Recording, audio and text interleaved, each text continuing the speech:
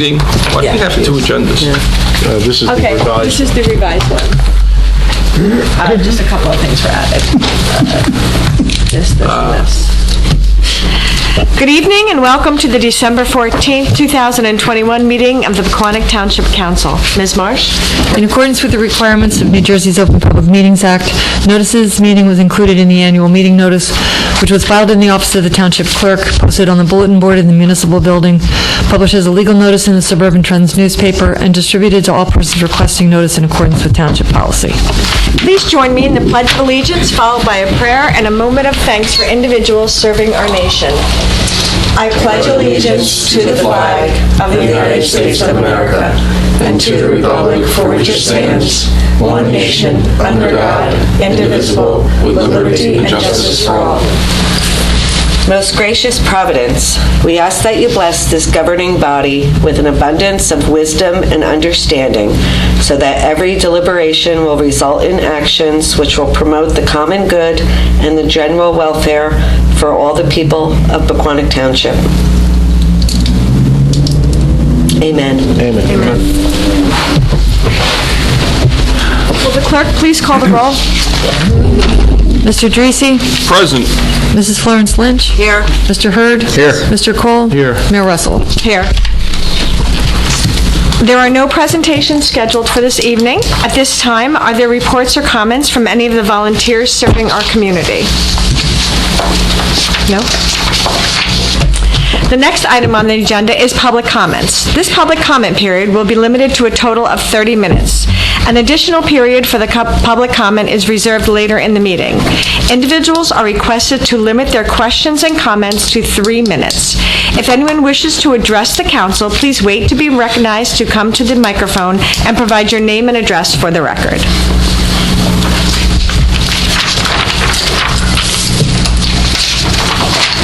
Alrighty. The next item on our agenda is the manager's report. Mr. Brewer. Good evening, Mayor, Council, public. Thank you very much. Opening with an item from a prior meeting, or actually 2 meetings ago, there was some discussion regarding the procedures for individuals to be selected for affordable housing units. There was a desire expressed by the council to establish some priority for those individuals that have been on the list for longer than maybe some others. As we discussed at the last meeting, I brought that request to the township's administrative agent for affordable housing, and they presented a procedure that is enumerated in my manager's report, saving us all the pain of going through the 11 steps. Essentially, the randomization that was discussed previously is actually required. So what this policy does is it shifts away from our current practice, which has a randomized list every single time a unit becomes available, and it does assign the ability for an individual who's been on the list for a while to stay at a certain spot in order to advance, but there will be the requirement to randomize it as described within the list. So if there's a desire of the council, I'll respond back to the administrative agent and ask that this be implemented for 2022. I think that was good. Yeah, it works for me. I mean, there's not a ton of people banging down the doors for fair housing. It's just that specific units or specific Right, ground floor. floor. Yeah. Yeah, there's certain that are more desirable than others, and that's one of the challenges. The largest determining factor in how desirable a unit is where it is, and then the second most is whether it's been updated, because some people have lived in them and not updated them, and others have. Right. Because essentially, if you live in one of the units and you invest your own money into it, you're not guaranteed to get it back as you are with a market rate unit. Gotcha. More than likely, you don't get it back. Right. Unless you've been there for 20 years, and then there's a chance. So if I understand the desire of council, the consensus is to go back and implement the procedure as identified. Yes, please. Yes. Yes, yes. Yeah, wait, I just want to make sure I understand it. So it's implementing it the way they had it? No.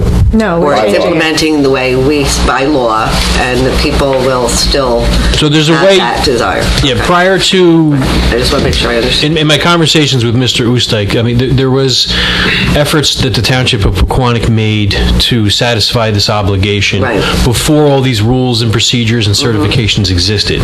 So we had a procedure that was in place for a long time that was consistent with the dawns of the program. The current practice randomizes it every time. Right, which would... In essence, based on the request of the council, this is going to move it back a little bit, but it can't go back to what it was. Right, okay. And that process is identified in the memo for anybody that wants to read through it to know Yeah, exactly. no, I read through it. It was a little dry, but I got it. Yeah, there's like steps, I but agree. they do have to do Yeah, some random. I agree. Everybody will be assigned a number, so I agree. that's good. Makes it as fair as we can for fair housing. It's as fair as it can be, right? That's the best we can do to be compliant.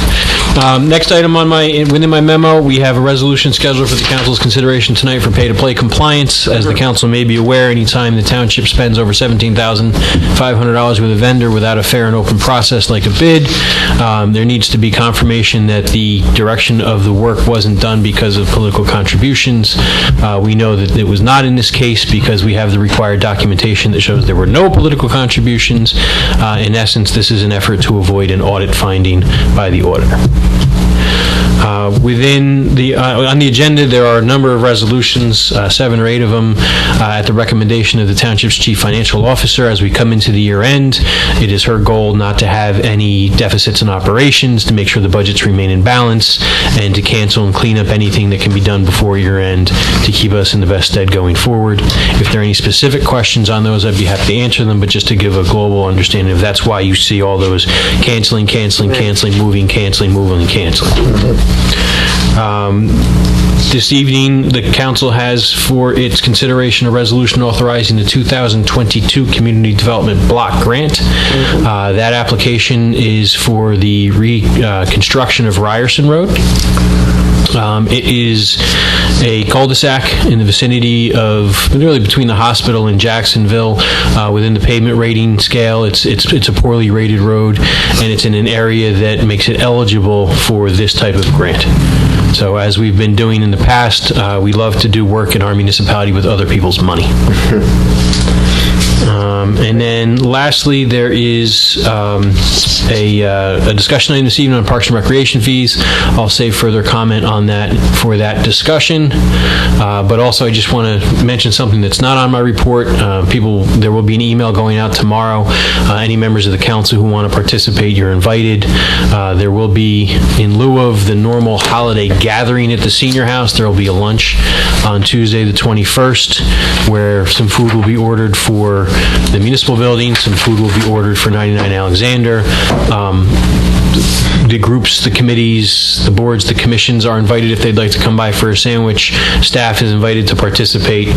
Because of everything going on in the world, through some discussions, we thought this was a good way to thank people, to recognize the holiday season, but not necessarily put a bunch of people who are really important to municipal operations in one room having lunch.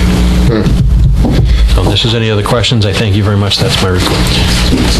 Mr. I got one question, if I may. Sure.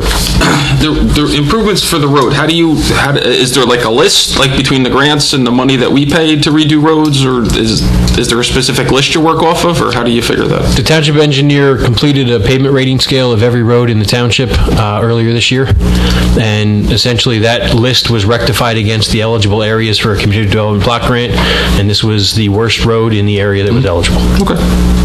So there is some type of list that you're just chipping away at? Correct. Got it. And that is also what's used, you'll see moving forward in the budget process, to identify the roads for repaving in 2022 and beyond. Okay. Thank you. Thank you. Anyone have any other questions for Mr. Brewer? Nope. Okay, there are no public hearings scheduled for this evening, and there are no ordinance scheduled for introduction at this time. The next agenda item is resolutions. Ms. Marsh? Everybody comfortable? Big breath here. Poor Carol. I might not make it through this, but I'll give it a shot. Want to do them in two? Beginning with Resolution R 2021-234, authorizing participation in the nationwide settlement agreements with Johnson & Johnson, McKesson, Cardinal Health, and AmerisourceBergen to resolve claims involving their roles in the country's opioid crisis. 235, authorizing an application to the Morris County Community Development Block Grant Program. 236, authorizing the discretionary award of contracts for laboratory, that is Barden State Laboratories Incorporated, licensed electrician Stephen Cunningham Electrical Consultants, and vehicle repair to Montclair Collision Services in excess of $17,500, but not exceeding $44,000 to comply with New Jersey pay-to-play. 237, canceling unexpended general capital appropriation balances. 238, canceling grant fund balances. 239, authorizing cancellation of outstanding checks. 240, canceling unexpended general capital appropriation balances. 241, canceling 2021 water utility budget appropriations. 242, canceling 2021 sewer utility budget appropriations. 243, canceling 2021 solid waste utility budget appropriations. 244, canceling 2021 recreation utility budget appropriations. 245, authorizing the transfer of 2021 current fund budget appropriations.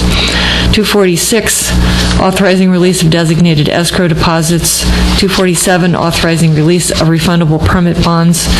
248, authorizing tax office refunds, overpayments, or cancellations. 249, approving payment of the itemized claims as set forth on the December 9th, 2021 bill list and 2018 FEMA elevation escrow list. 2021-250, providing for the insertion of a special item of revenue in the 2021 budget pursuant to NJSA 40A:487. That's for the Martin Berry House Phase 3 construction. 251, providing for the insertion of a special item of revenue in the 2021 budget pursuant to NJSA 40A:487. That's for railroad preservation documents. R 2021-252, authorizing a professional services agreement in an amount not to exceed $26,582 between the Township of Pequannock and HMR Architects for Martin Berry House Phase 3 rehabilitation bidding and construction administration services. And R 2021-253, authorizing a professional services agreement in an amount not to exceed $29,900 between the Township of Pequannock and HMR Architects for preparation of the Pompton Plains Railroad Station Preservation Plan. Very good. Thank you. Great job. Are there any comments on the resolution from council? Mayor, I just have one question. Like in 250, the first time I've seen it, it says provides that the Director of the Division of Local Government Services. Who is that? No, that is Councilman. She is a state employee. The township's financial operations are subject to the oversight of the Division of Local Government Services and the Department of Community Affairs. So anytime you have a grant, in essence, what we're doing is we are inserting an item of revenue and appropriation into the budget after it is adopted. Okay, so this it's is not a a resolution that you adopt. It has to be sent down to the state of New Jersey, and then will become a component of the Person at the state. I got you. Yeah. Okay, I just didn't know who it was. Currently, it's Jacqueline Suarez, Esquire. Okay, thank you. Wow, I'm impressed you knew that right off the top of your head. Yeah, Well, that's you why do we a have lot of them. grant work. That was Yeah, a he test. does. Yeah, notice how none of us are going to check the name. You could What's the name? be like his How do you spell neighbor. that? Ich bin ein Berliner. Any other comments? No. Is there a motion to adopt these resolutions? I'll make a motion to adopt Resolution 221-234 through 221-253. Is there a second? I'll second. Roll call, please. Mr. Dreesy? Yes. Mrs. Florence Lynch? Yes. Mr. Hurd? Yes. Mr. Cole? Yes. Mayor Russell? Yes. Next item on the agenda, items for discussion, Parks and Rec program, please. Mr. Brewer. Thank you, Mayor. Members of council, good evening again. As was discussed at a prior meeting, we are transitioning away from the recreation utility towards the recreation trust. As a component of that, the review of programs that are currently offered and the corresponding fees was undertaken by recreation staff, finance department staff, and myself. So within your packet, you have a couple of spreadsheets, essentially, that are part of one workbook. Pages 1 through 5, I have all the programs enumerated with fees for resident and non-residents, and then pages 6 through 11 have the same fees but with greater information so as to provide the delta between the prior year fee and the current recommendation, both in terms of dollars and as a percentage. There are two I'll call more significant issues. The first is the application of a $10 additional cost for non-residents. Upon reviewing the fees, there was a majority of programs, that included a resident fee and then a non-resident fee, which was the same as the resident fee, but with the addition of $10. However, not all of the programs had that. So you will see yellow highlights on those programs on pages 1 through 5, and those represent the programs where we are now adding the $10 non-resident fee. My thinking and recommendation is if we're going to do it, it should be uniform rather than some yes and some no. But obviously, any fee is the prerogative of the council, so that was the thinking behind that proposed change. The other substantial change is, and you'll see this a number of times on page 1 as a good example, cost plus 10%. With the Recreation Trust, the operations financially are significantly easier. It moves more like your checkbook. And the idea, and Mr. Oostdike said it was acceptable to do this, if we're contracting with a third party to manage or administer the program, Sports for Tots as an example, instead of trying to come up with a fee and have to change it regularly because the fee from the provider has changed, we will simply add a 10% cost for administration on top of whatever that vendor's fee is. So those are the two big changes. Moving through pages 6 through 11 of the spreadsheets, you'll see, if you look in the columns all the way to the right, change and percent change. You'll note that those are the ones that have a difference. There are a couple where there's a reduction. By way of example, the wristbands for the hoedown, there was a slight reduction in the cost of those, just because upon analysis of what you got for that fee, it was thought that maybe it shouldn't be that high. But the rest, almost all the rest represent minor increases here and there, just to keep things moving in terms of necessary revenue. With respect to PV Park, you'll see $2 increases. With PV Park, we are experiencing additional costs based upon the minimum wage going up every year. So we do see a marked increase in staff costs. So we want to make sure that doesn't get away from us, and we accurately capture enough revenue to currently maintain operations. On page 11 of 11, PV Park, proposed non-resident, looks like it's going from 94 to 158. Is that just a typo, or? Because it's only 2%. Yeah, there must be an error in the formula. I apologize for that in the delta. Yes, that is the recommendation from the department, is to increase the non-resident fee that much. To 158. Correct. Council would like to see something different. That's up to obviously the council can do it. The thought being capturing the revenue. It was 94.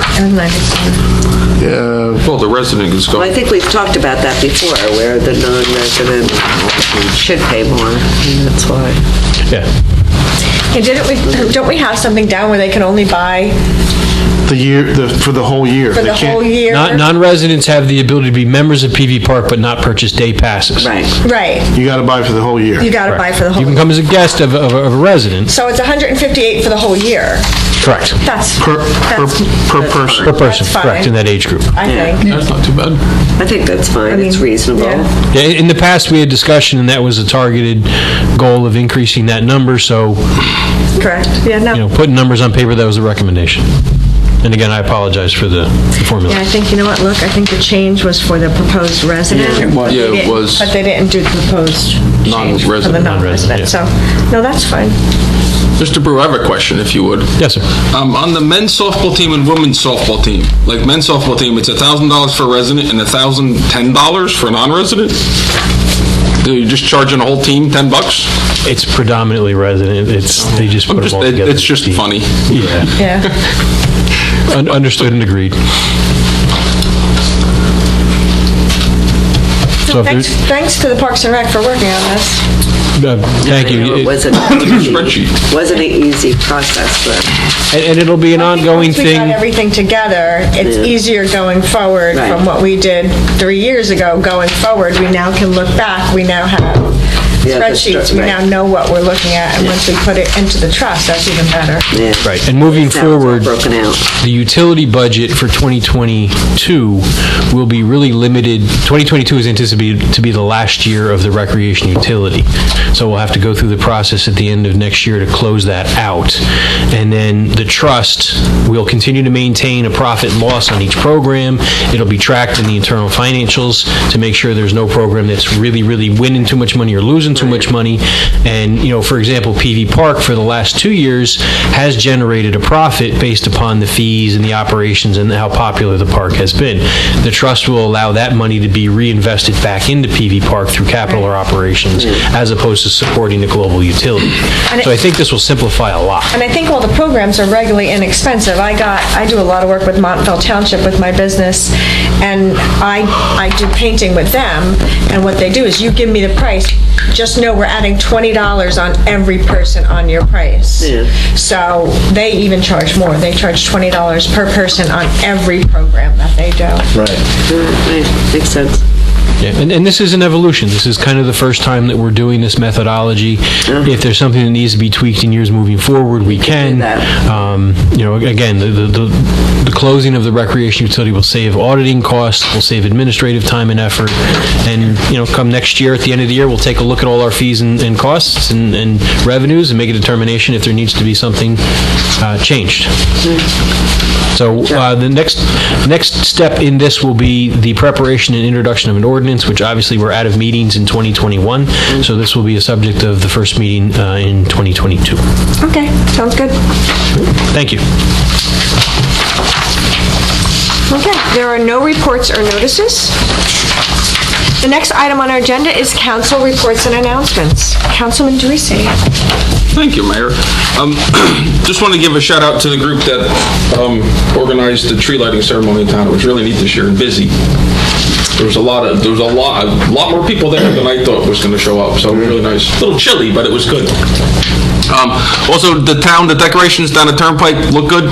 Keep that up. Thank you, sir. And then it's good to see, I guess, Optimum investing some money in the town. But what is their deal? Do they have an exclusive right for a certain period of time, or how does that work? Cable TV and thereby internet is essentially regulated by federal regulations. The New Jersey the New Jersey Board of Public Utilities, does exercise some oversight. So the challenge is much like the electric company and the gas company. The infrastructure that exists in the township of Pequannock belongs to Altice or Cablevision. So for the residents that are displeased with the service and complain that there's a monopoly, in essence there is. There was a lot of discussion about 15 years ago regarding FiOS and the fact that FiOS had a statewide franchise and an obligation to build out fiber throughout. They did not satisfy that. Obviously, we don't have FiOS as an option. This council in 2019 authorized another vendor to come and build out. I don't know if COVID had an impact on that. I don't know other things.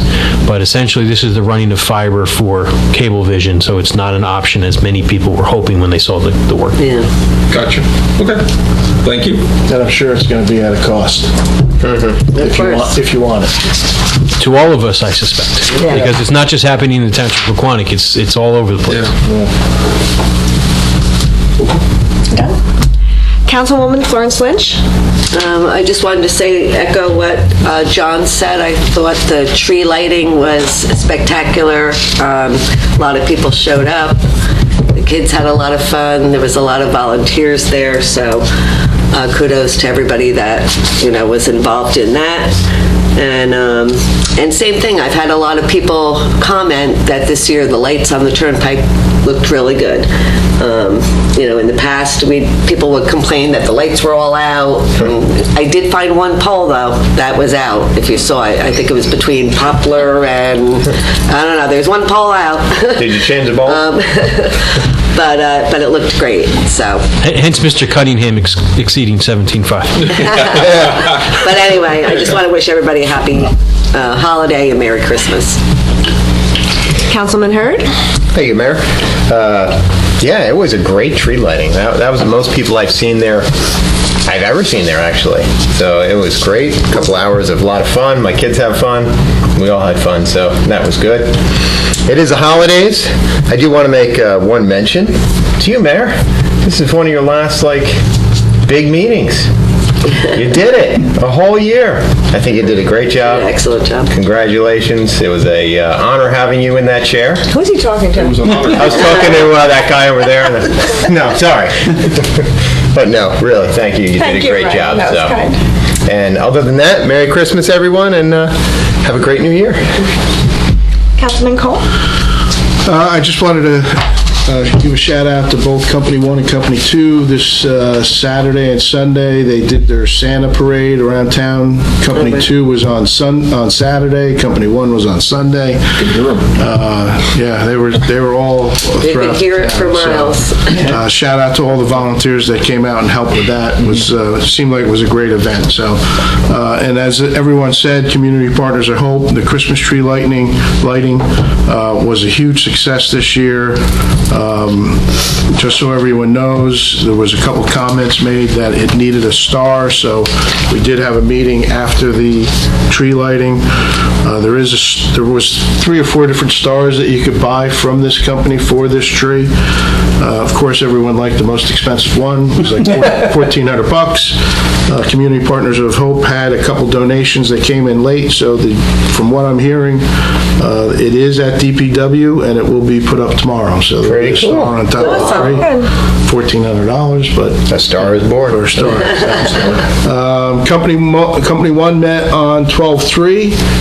Company 2 met on 12/9. I attended both of those meetings. Company 2 had their election of officers, so congratulations to all of the new officers. The chief at Company 2 is staying the same.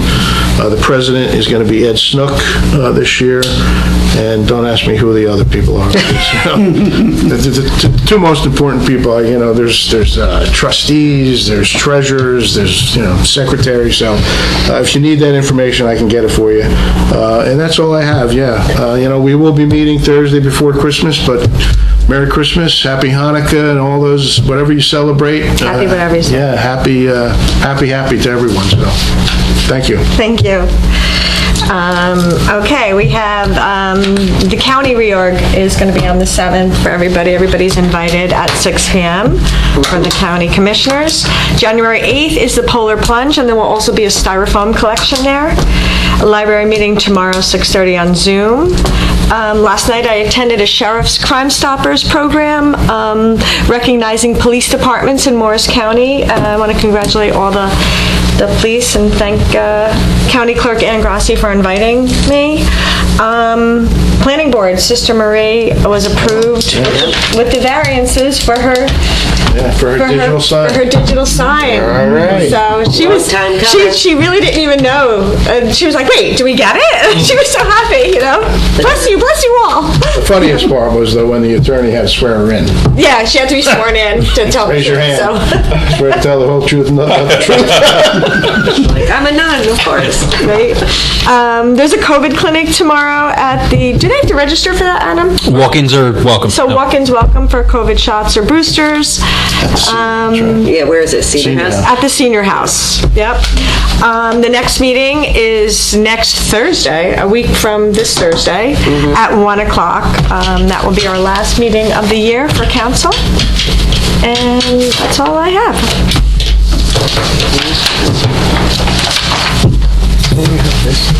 Next on the agenda is public comment. If anyone wishes to address the council, please wait to be recognized to come to the microphone, and please provide your name and address for the record. Nobody. Next on the agenda is minutes for approval. We have September 28th, 2021, October 26th, 2021, November 9th, 2021, and November 23rd, 2021. Are there any comments on these minutes? We've already approved the October 12th minutes. Yeah. I'll make a motion if you want. Yeah, please I'll make a do. motion to approve the minutes from September 28th, October 26th, November 9th, and November 23rd. May I have a second? I'll second that. All in favor? Aye. Opposed? Next on the agenda is a closed session discussion. Is there a motion to approve Resolution 2021-254, authorizing the Township Council to meet in executive session to discuss matters of attorney-client privilege? I'll make that motion. Is there a second? I'll second. All in favor? Aye. Opposed?